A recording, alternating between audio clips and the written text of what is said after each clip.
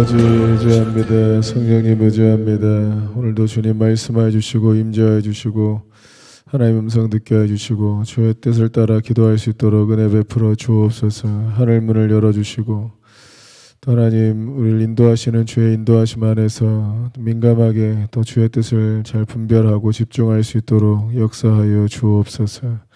주를 의지합니다. 우리 주 예수님의 이름으로 기도했습니다. 아멘. 13장 이게 이제 종말장이라고 부르는 부분이죠. 이제 마태복음에서는 24장에 해당되는 말씀인데 종말장. 예수님께서 십자가에서 이제 죽으시기 전에 많은 중요한 말씀들을 하셨는데 1절을 한번 같이 읽어볼까요? 1절 읽겠습니다. 시작. 예수께서 성전에서 나가실 때에 제자 중 하나가 이르되 선생님이여 보소서 이 돌들이 어떠하며 이 건물들이 어떠하니까. 그러니까 겟세마네 동산쯤에서 이제 예루살렘 성전을 바라보면서 얘기를 나누신 부분인 것 같아요. 그러니까 성전을 바라보시면서 이제 있으니까 제자들이 이 성전이 어떻게 될지에 대해서 물어본 거죠. 그래서 2절 말씀에 보면 예수께서 이르시되 내가 이 큰 건물들을 보느냐 돌 하나도 돌 위에 남지 않고 다 무너뜨려지리라 하시니라. 그러니까 이 성전이 완전히 무너지게 될 것에 대해서 말씀하셨습니다. 자, 성전을 3절에 보면 감람산에서 성전을 마주 대하여 앉으셨을 때 베드로와 야고보와 요한과 안드레가 조용히 묻되 우리에게 이르소서 어느 때 이런 일이 있겠사오며 이 모든 일이 이루어지려 할 때에 무슨 징조가 있사오리이까 하면서 이제 그 예루살렘 성전이 회파되는 것에 대해서 주님 말씀하셨는데 그리고 그 일뿐만 아니라 이 마지막 때에 어떤 징조가 있을 건가에 대해서 물어본 거예요. 그래서 예수님께서 이제 종말에 대한 말씀을 하셨는데 그러니까 예수님의 이 종말론하고 항상 이제 중요한 것은 예수님의 종말론 그리고 바울의 종말론도 있고 종말론 하면 유명한 성경이 요한계시록이잖아요. 요한계시록. 그러니까 요한계시록에 나와 있는 내용 이게 많이 묵시문학 형태로 되어 있어가지고 요한계시록은 뭔가 아주 독특하고 다른 성경에 나오지 않은 특이하고 신비한 종말에 대한 이야기를 써놨을 것이다 라고 생각하면 안 된다는 거예요. 그렇게 생각하면 안 돼요. 이게 성경 해석을 할 때 우리가 잘못된 전제들이 많이 깔려있는 데다가 또 요한계시록에 대한 해석을 너무 역사적으로 소설을 많이 써가지고 그거에 대한 영향을 너무 많이 받고 있죠. 지금 대부분 유튜브나 이런 거 보면 나오는 얘기들이 거의 대부분 소설입니다. 실제 진리가 아니고. 요한 또 우리 신천지도 이만희를 특별히 생각하는 이유가 요한계시록을 정리했다. 다른 이단들과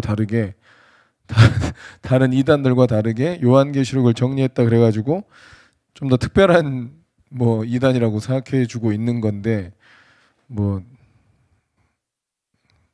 뻘소리죠. 뭘 정리해요.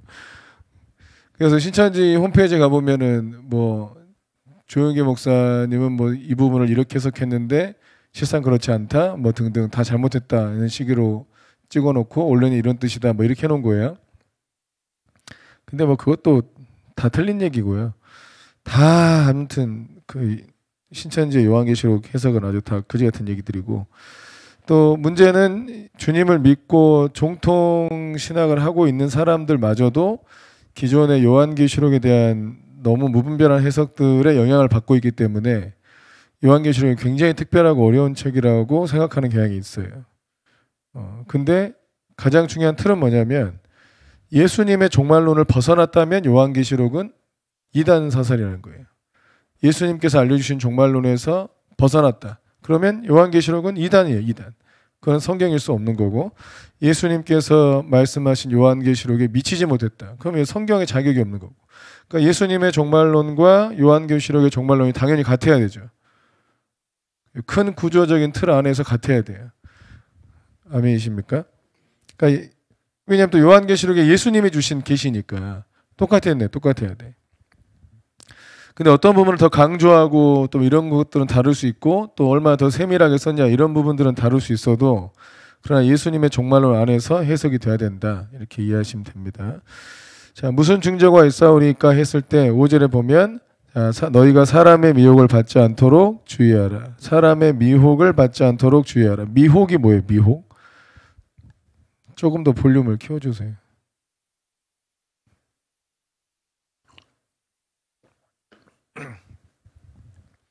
미혹이 뭡니까? 미혹은 이제 우리가 주로 쓰는 말은 유사품이에요. 유사품. 예수님이 아닌데 예수님인 척하는 거. 유사품 있죠. 유사품에 주의하세요. 그게 미혹이에요. 그러니까 그리스도처럼 보이는데 그리스도가 아닌 거죠. 그게 미혹입니다. 사람의 미혹을 받지 않도록 주의하라. 그래서 많은 사람들이 내 이름으로 와서 이르되 내가 그라하여 많은 사람을 미혹하리라. 그러니까 많은 사람들이 내가 그리스도다, 내가 재림 예수다, 막 이렇게 올 거라는 거예요. 그래서 많은 사람들 미혹할 거라는 거죠. 많이 왔죠. 우리나라에 많다고 그랬잖아요. 부산에도 최근에 하나 왔다 그랬고, 중국에도 있고, 또 뭐 문선명 지가 재림 예수라 그러고, 뭐 자기가 그리스도라고 주장하는 사람들이 많아요. 우리나라에 특히 많아요. 외국에도 많고. 그러니까 이런 사람들이 많이 와서 내가 그리스도다, 재림 예수다 하겠지만 믿지 말라는 거예요. 많은 사람들을 미혹할 것이다. 우리가 생각할 때는 뭐 그런다고 사람들이 넘어가겠는가? 뭐 자기가 그리스도라 한다고 사람들이 넘어가겠는가? 한데 넘어가요. 부산에 얼마 전에 왔던 그 자기를 그리스도라고 하는 사람 있잖아요. 30살밖에 먹지 않은 그 아세요? 한 300명 모여요. 벌써. 우리보다 나아. 벌써 한 300명 모여. 미혹을 받은 인간들이 이렇게 많아요.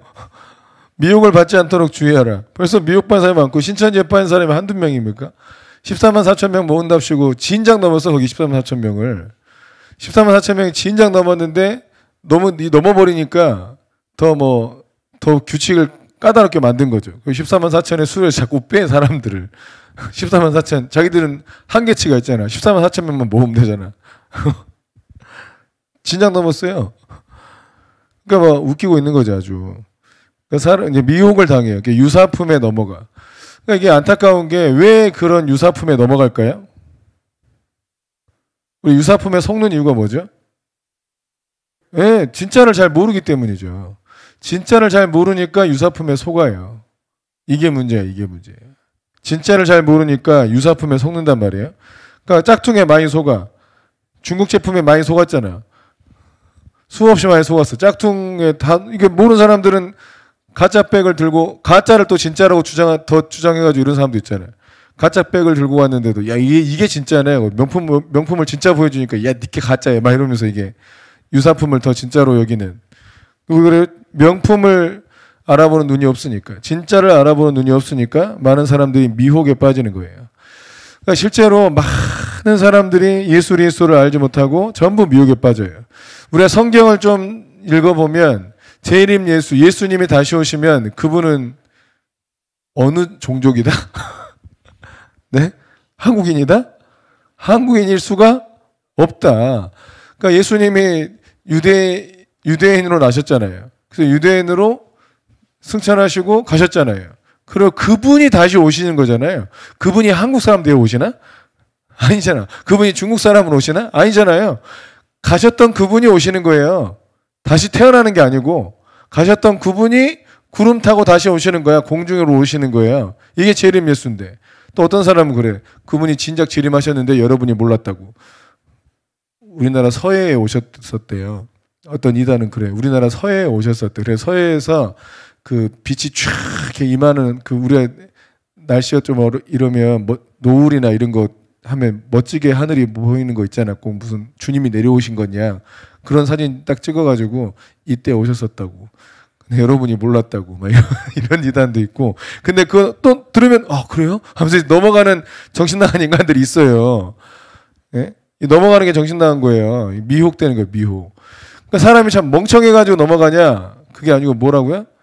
그냥 진짜를 몰라서 넘어가는 거예요.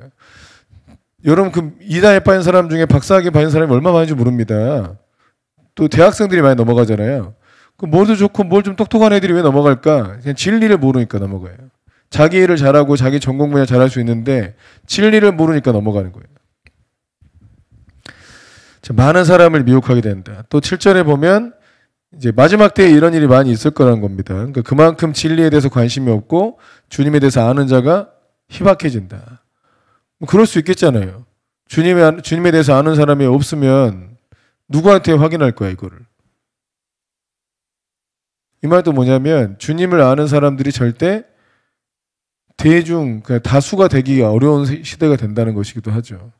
그러니까 많은 사람들이 예수님에 대한 지식을 알고 있으면 이단에 빠지는 사람들이 이상해 보일 거 아니에요. 근데 대부분 예수님이 많이 미혹받고 있는데 진짜가 누구라고 확실하게 아는 사람들이 별로 없는 거예요. 그러니까 그들이 소수니까 왜 너희들 말 들어야 돼? 이렇게 나올 수 있다는 거죠. 자, 난리와 난리의 소문을 들을 때 두려워하지 말라. 이런 일이 있어야 하되 아직 끝은 아니니라. 민족이 민족을, 나라가 나라를 대적하여 일어나겠고 곳곳에 지진이 있으며 기근이 있으리니 이는 재난의 시작이니라. 뭐 특별히 설명하지 않아도 난리도 아닙니다. 근데 이거를 확실히 나이가 어릴 때는 세상에 대해서 별로 관심이 없으니까 또 역사도 잘 모르고 이러니까 민족이 민족을, 나라가 나라를 대적하고 일어나겠고 이런 걸 잘 모르는 거죠, 일단. 그러니까 마지막 때에 우리가 살고 있잖아요, 이미. 지금도 우리나라가 또 그동안 전쟁 없이 오랫동안 전쟁 없는 이런 기간을 상당히 살아오니까 한 세대가 그래도 전쟁 없이 경험한 세대도 있다 보니까 실상 이런 일들이 있나 싶은 경우가 있는 것 같아요. 근데 지금도 전 세계는 전쟁 중입니다. 우리나라도 마찬가지, 우리나라도 전쟁 중이잖아요, 사실상. 휴전 중이니까. 그런데 너무 이렇게 조용하게 살고 있는 거죠. 전쟁 불감증에 이미 걸려 있죠. 전 세계에서 우리나라를 제일 불안하게 보고 있는데 전 세계에서 전쟁에 대해서 제일 불감한 민족이 우리나라잖아요. 그러니까 전쟁에 대해서 개념이 없어. 안 날 거지 뭐 나겠어? 뭐 이렇게 생각하는 거예요. 근데 이미 세상은 전쟁 중이고 또 지금도 실제로 전쟁도 하고 있고 재난의 시작이라는 거예요. 이거는 재난의 시작이다. 끝이 아니고 시작이에요. 이것도 괴로워 죽겠는데 시작이에요. 전쟁 나니까 요즘은 전 세계적으로 영향이 미쳐져가지고 인플레이션 나고 아주 뭐 곡식도 값도 오르고 난리도 아닌데 시작일 뿐이라는 거예요. 또 9절에 보면 사람들이 너희를 공회에 넘겨주겠고 너희를 회당에서 매질하겠으며 나로 말미암아 너희가 권력자들과 임금들 앞에 서리니 이는 그들에게 증거가 되려 함이라. 그리고 중요한 것이 10절이에요. 복음이 먼저 만국에 전파되어야 할 것이니라. 그러니까 모든 민족에게 복음이 증거되는 때가 와야 된다. 그때가 곧 끝이다. 이렇게 말씀하신 구절이 있으니까 많은 이제 주님을 믿는 사람들과 선교사들이 이 복음을 들고 전 세계로 나갔던 거죠. 좀 더 얇게 해보세요.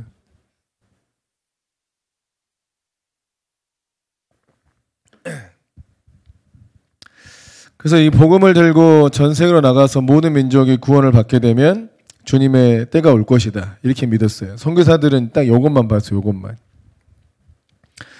근데 가보니까 나라 개념으로 계산해 보니까 전 세계 나라는 한 200 몇 개 되잖아요. 그러니까 200 몇 개국에 나가서 이제 복음을 전하면 된다 하고 막 나갔는데 중국을 와보니까 중국이라는 나라에 참 도착했을 때 선교사들이 처음에 어디에 갔겠어요? 해변에 주로 있었겠죠. 바닷가 쪽에. 그러니까 바닷가 쪽에 있는데 다 이렇게 있었는데 백날 복음 전에도 주님이 안 오셔. 근데 알고 보니 딱 들어가 보니까 중국 내륙에도 종족이 많고. 그러니까 이게 중국이라는 한 나라를 이거를 한 나라라고 봐야 되냐 아니면 중국에 있는 이 많은 소수민족도 각각의 나라로 봐야 되냐 이런 고민이 생기지 않겠어요?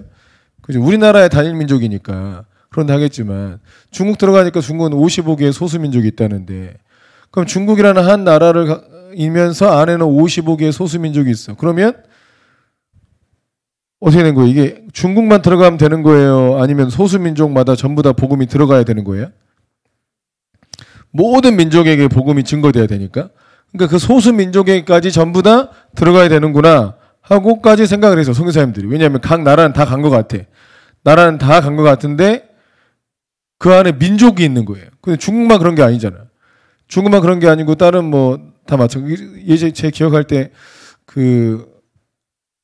어떤 전쟁 중동이나 그 쿠웨이트 한번 침공했을 때 있지 않았나? 그때 그런 전쟁도 있을 때도 그 당시에 제가 대학교 1학년 때인가 그랬던 것 같은데 그때 그 복음이 들어가지 않은 나라가 딱 3군데 있었어요. 3군데. 그 중에 하나가 거기였어요. 근데 전쟁이 나면서 구호물자 들어가고 돕는다고 선교사가 들어간 거예요. IT도 그런 적이 있었어요. IT도 아예 부두교가 전체가 부두교잖아요. 복음이 들어가지 않았어. 근데 지진 나고 복음이 들어가게 됐죠. 구호물자 들어가면서 그런 형태로 복음 선교가 진행됐던 건데 그렇게 아예 복음이 들어가지 않은 종족도 있고 나라도 있었어요. 뭐 20년 전만 해도. 근데 지금은 거의 없죠. 거의 다 들어갔는데 모든 민족에 들어간 건 아니에요. 어떤 이제 뭐 우리 누구였냐? 우리 선한이를 몰라 어느 족이라고 그랬지? 아프리카 어디 마오리 족이다. 어느 나라도 그 족이 세운 나라가 있고 그 아닌 다른 종족도 있잖아요. 그러니까 마오리족한테도 복음을 전해야 돼. 그러니까 마오리족에게 가서 복음을 전해줘야 돼. 그러니까 성경도 있어야 되고 마오리족 언어로 복음을 알려주기도 해야 되고 막 이런 고민들이 생긴 거예요. 그래서 나라 개념에서 민족 개념, 부족 개념까지 들어간 거죠. 지금 거의 다 했어요. 그러니까 선교사들이 그런 노력들을 엄청나게 했어요. 그 부족들, 언어도 없는 부족들한테 성경을 번역해서 그 나라 언어로 번역해주고 그 중에 가장 획기적으로 사용되는 게 한글입니다. 한글. 한글처럼 이렇게 한글을 쓰는 거예요. 한글이 배우기에 좋잖아요. 그래가지고 한글을 이용해서 아예 언어가 없는 민족한테 한글로 언어를 만들어줘요. 그래가지고 복음을 전해주고. 우리나라가 이래저래 쓰임이 많아요. 세종대왕 만세. 어떻게 그런 거 만들어가지고. 또 11절에 보면 이제 너희 공회에 넘겨주고 많은 고난과 핍박을 당할 텐데 너희 입에 하나님께서 말씀을 주실 것이다. 뭐 말하려고 고민하지 마라. 그때 성령께서 너희에게 말씀을 주실 것이다. 해서 이런 미움을 받을 것이지만 끝까지 견디는 자가 구원을 받으리라 라고 말씀하시고 이 내용들은 전부 다 마지막 때가 오기 전의 내용이에요. 그러니까 지금 내용이에요. 지금. 우리가 살아가는 이 세상의 이야기들이 다 이 얘기가 속하는 거고 14절부터 가는 건 뭐냐면 멸망에 가증한 것이 서지 못할 것에 선 것을 보거든 읽는 자는 깨달을진저 그때 유대에 있는 자들은 산으로 도망할지어다. 자 14절부터 나오는 부분이 이제 성경에서 계속 얘기하고는 7년 대환란에 대한 얘기예요. 그러니까 이제 주님께서 재림하시기 바로 직전 7년 그 직전 7년에 적그리스도와 세상에 뭔가 어떤 언약을 맺게 된다는 거예요. 그러니까 적그리스도의 통치 시대가 되는 거죠. 그러니까 적그리스도의 개념은 적그리스도의 영이 있어요.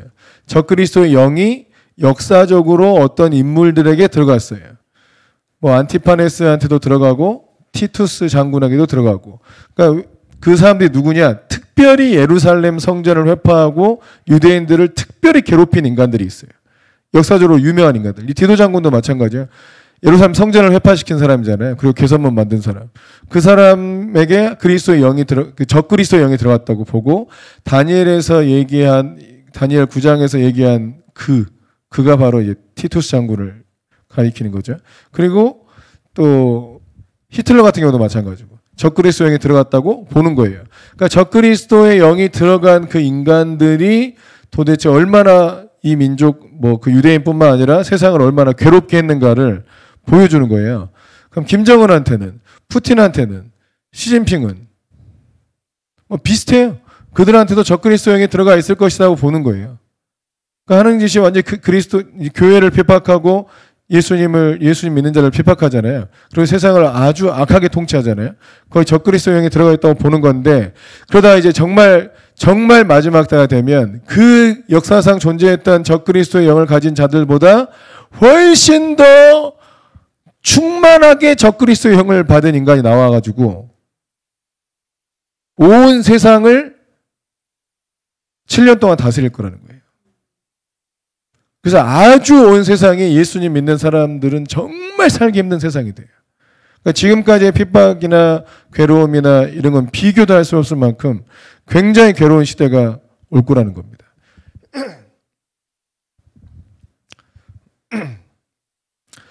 근데 14절에 멸망에 가증한 것이 서지 못할 것에 선 것을 보거든. 이 멸망에 가증한 것, 그가 이제 적그리스도라고 보는 거죠. 그가 서지 못할 곳에 선 것은 또 딴 데 보면 이제 거룩한 곳에 선 것을 보거든. 마태복음에는 이 거룩한 곳 이곳이 어디예요? 성전이에요, 성전. 예루살렘 성전. 거룩한 곳, 거룩한 장소 이러면 다 성전이에요. 성경에서 얘기하는. 그러니까 성전인데 지금 성전이 있어요, 없어요? 지금 성전이 없잖아요. 그 예루살렘 성전이라고 하는 거기는 모스크잖아요. 바위돔. 그러니까 이슬람 사원이죠, 거기는. 황금돔 돼 있는 것은. 이슬람 사원인데 이제 거기다가 예루살렘 성전을 새로 세울 거라는 거죠. 성전을 세울 준비를 하고 있죠. 이스라엘 국가적 차원에서 그거 세울 준비를 하고 있고 예루살렘 올드시티에 가보면 그 성전에 넣을 메노라 큰 거 있죠. 메노라 큰 거를 유리관에 넣어놔서 지금도 보관하고 있어요. 그거 왜 만들었냐? 그 성전 세우면 거기다 넣어놓으려고 미리 만들어 놓은 거예요. 그러니까 상징적이에요, 그게. 상징적인데 실제적이에요. 성전을 만들면 전부 다 안에 성전 기물을 채워야 되잖아요. 그걸 전부 다 만들어 놨어요. 그래서 그 안에 있는 기물들 다 조사해가지고 똑같이 솔로몬 시대랑 똑같이 만들어 놓고 또 그 도대체 성전 그 터가 정확하게 어딘가 다 조사해 놓고 제사를 회복시켜야 되니까 레위 지파는 어디 있느냐 유전자 검사 다 해가지고 레위 지파의 그 족속을 따라서 그 사람들 찾아놓고 있고 들리는 말로는 이미 다 준비됐다고 그래요. 이미 다 준비가 됐고 그 중동 지방의 어떤 정치적인 강대국들의 이해관계가 얽혀 있잖아요. 그것만 해결되면 된다고 하는데 그쪽에 관심 있는 선교사님들 얘기를 들어보면 이미 조약도 다 체결됐다고 그래요. 그 성전을 지을 것에 대해서. 그러니까 이게 그 중동 지방이 어떻게 지금 뭐 팔레스타인과 미국과 이스라엘과 뭐 이런 관계 때문에 뭐 쉽지 않을 것이다. 이게 언제 지들이 화해하겠냐. 그 지금 모스크를 없애고 어떻게 성전을 세울 수 있겠냐. 불가능할 것이다 등등 이런 얘기들을 많이 하잖아요. 그런데 이사야 예언에 봐도 거기가 화합되고 막 계약 맺고 이런 예언들이 있단 말이에요. 근데 그게 이미 됐다고 어떤 송유사님이 얘기하더라고요. 저는 잘 알아보지 않았는데. 그래서 실상 거기다가 그걸 정리하고 성전을 세우는 것이 아주 먼 일이 아니라고 하더라고요. 순간 돼버릴 수 있다고. 근데 성전 짓는 거야. 1년이면 지을 거 아니야. 요새 뭐 그런 건축이야 뭐. 금방 해버리니까. 그러니까 서로 어떤 일들이 일어나서 약속을 맺고 확 그냥 지어버리면 지어버릴 수도 있는 일이에요. 그러니까 어느 순간 14절 말씀이 성취돼 버릴 수도 있어요. 어느 순간. 그러면 성전을 세워놓으면 거기선 대제사장이라고 하는 인간이 있을 거 아니에요. 여러분 유대인들은 적그리스도 세력과 비슷합니다. 유대인들의 마음에는 예수님을 저주할 자라고 얘기하고 있고 그들의 종교 체계에서 우두머리는 당연히 적그리스도의 세력이죠. 실제로 예수님을 십자가에 못 박으라고 주장한 것도 대제사장들이고요. 그들이 적그리스도 세력에 부합한 인간들인데 이것 때문에 이제 유대인들을 싫어했던 거죠.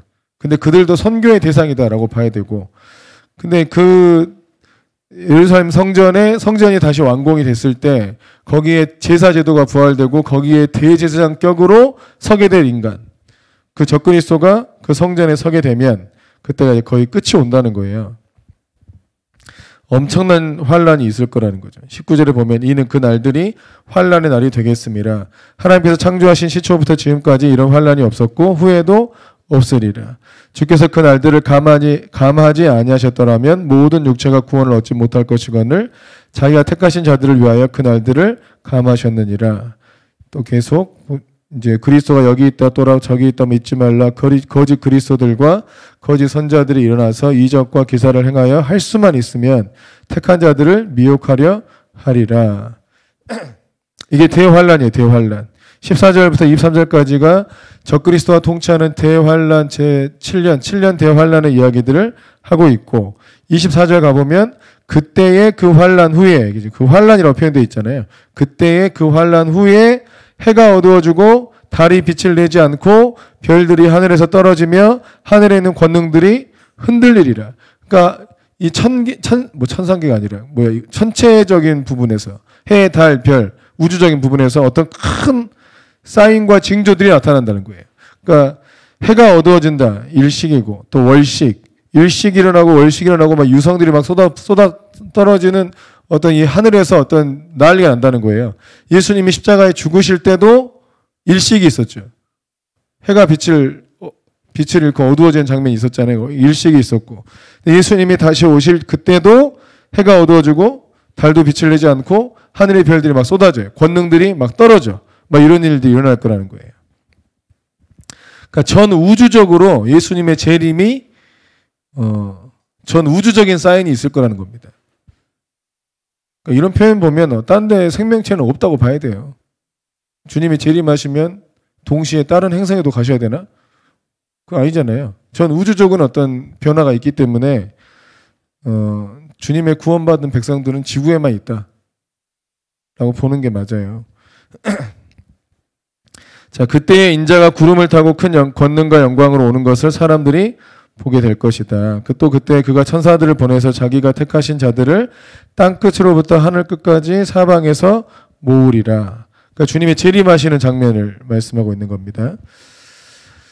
그리고 이제 무화과 나무의 비유를 배우라. 그 가지가 연화해지고 잎사귀를 내면 여름이 가까운 줄 아나니 너희 이와 같이 너희가 이런 일이 일어나는 것을 보거든 인자가 가까이 문 앞에 이른 줄을 알라.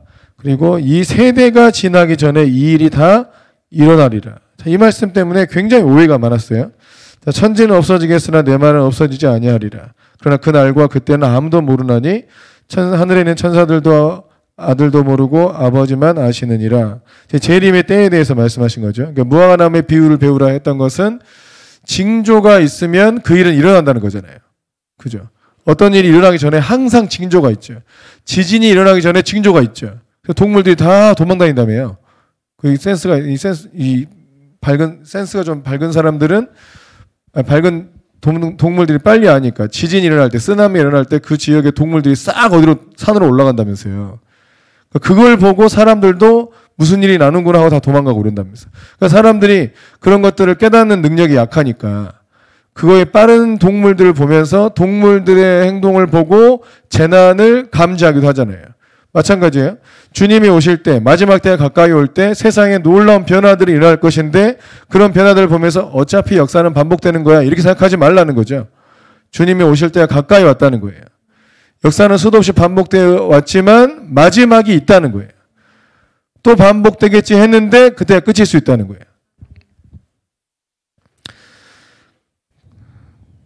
그래서 그 가지가 연화해지고 잎사귀를 내면 여름이 가까웠다라고 알듯이 이런 징조들을 보니까 정말 주님이 가까이 오셨구나 하는 것을 알라는 거죠.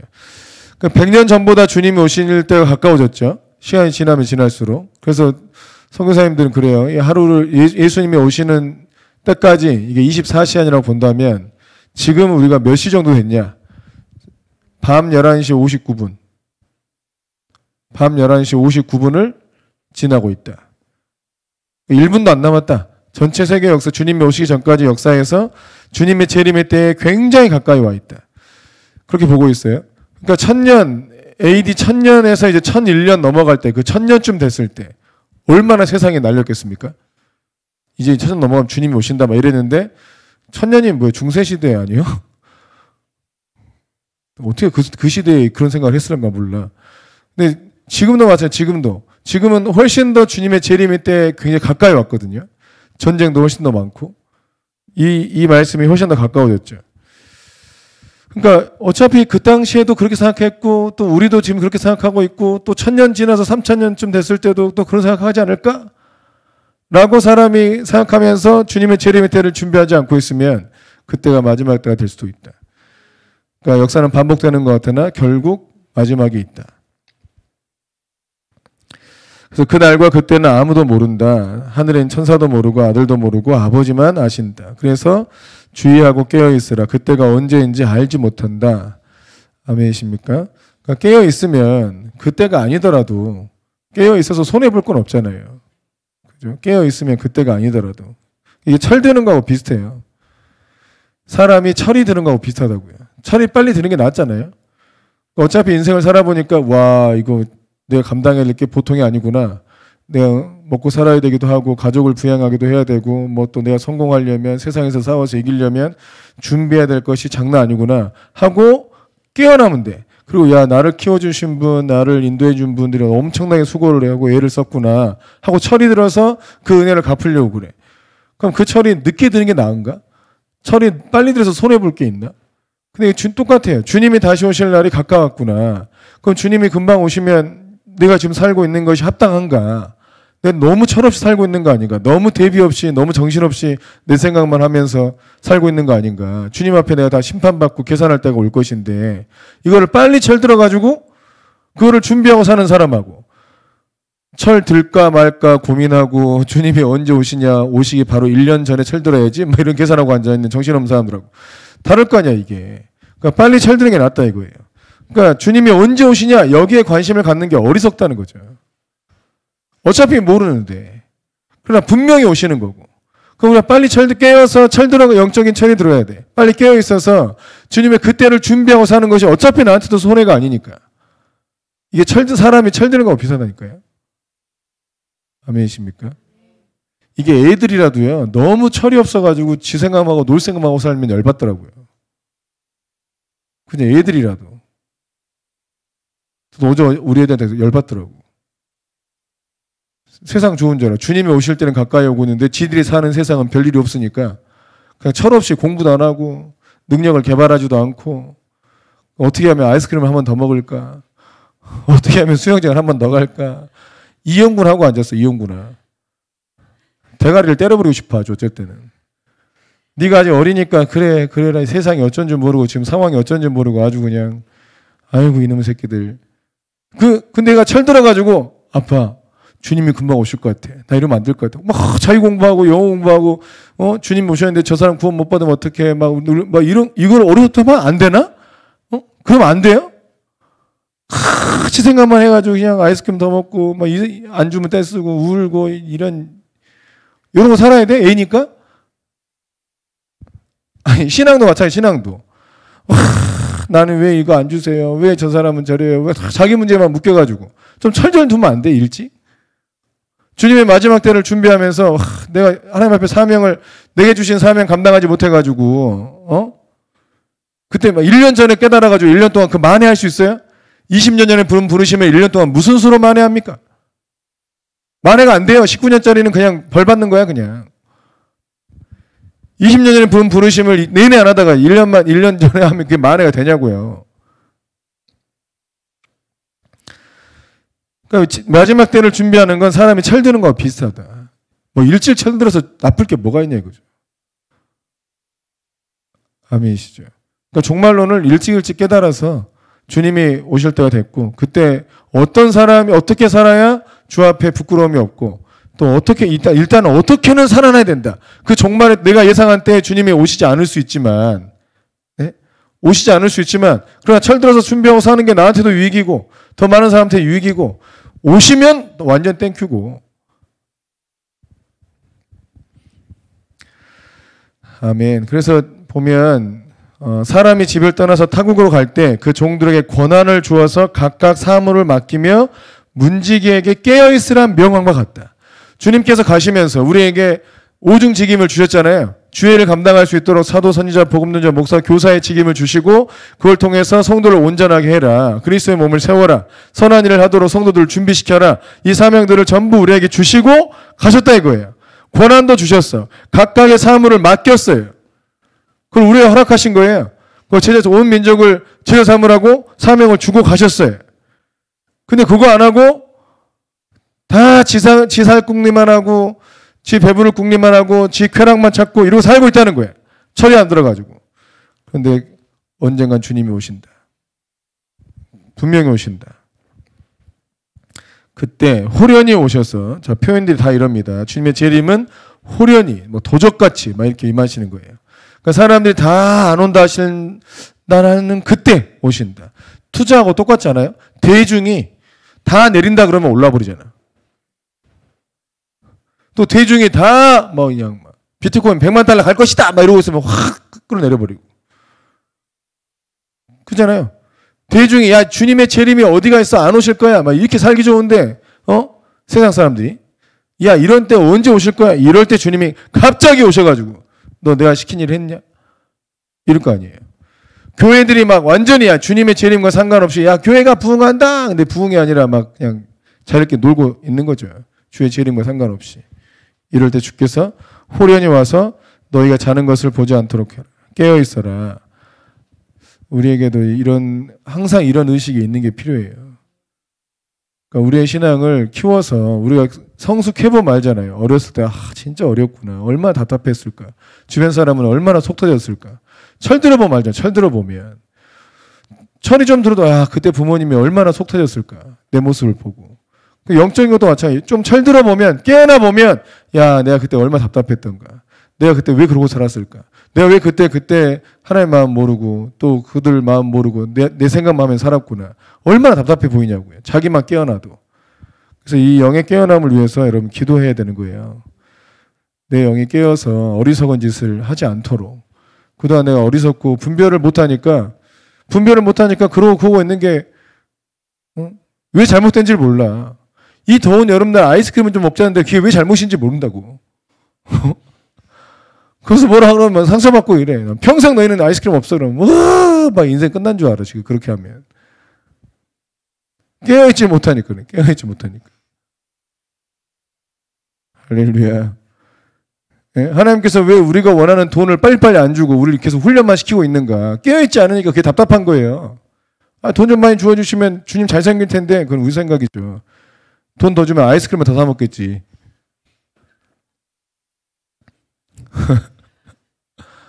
당연하지 않겠어요? 돈 더 주면 아이스크림을 더 사 먹지. 그 중에 조금 11조 떼고 10분의 1 좀 더 떼고 그럼 나머지 막 먹고 이러려고 한 거 아니야?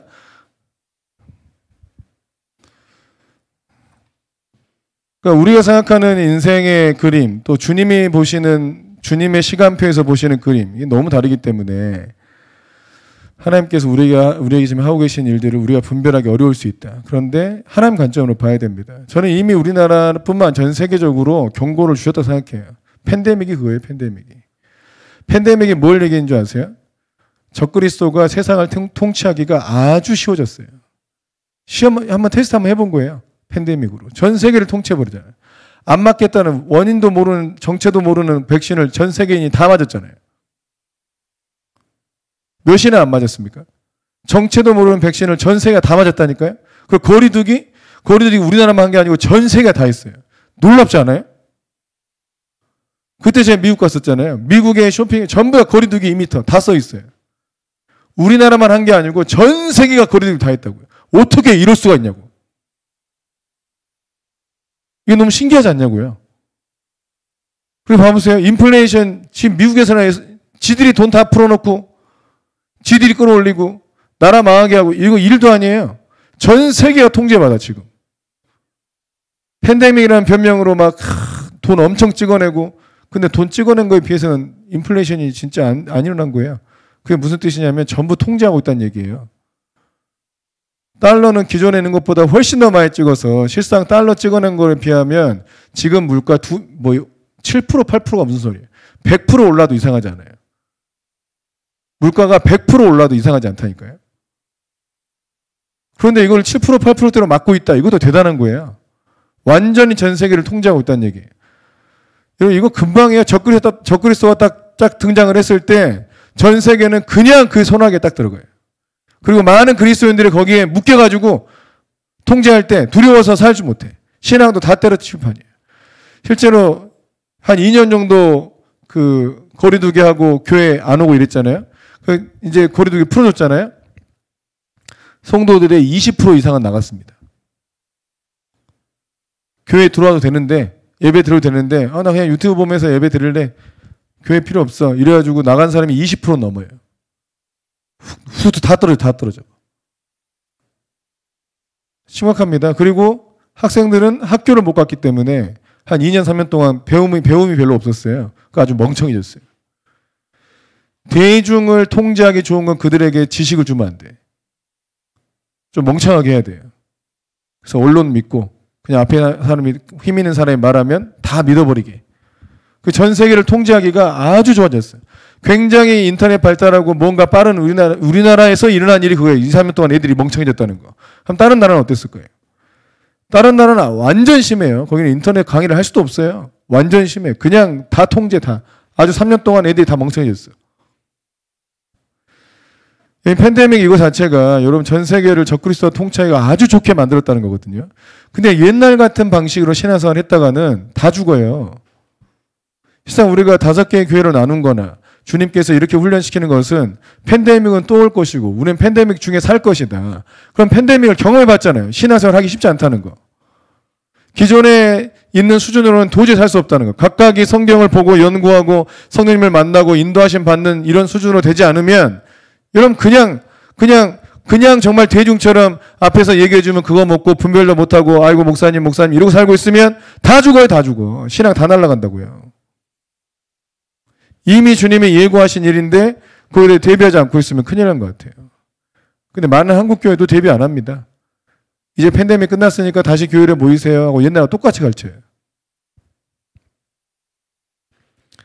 목사들은 그나마 어떻게든 살아요. 신앙 유지하고 산다고요. 어떻게든.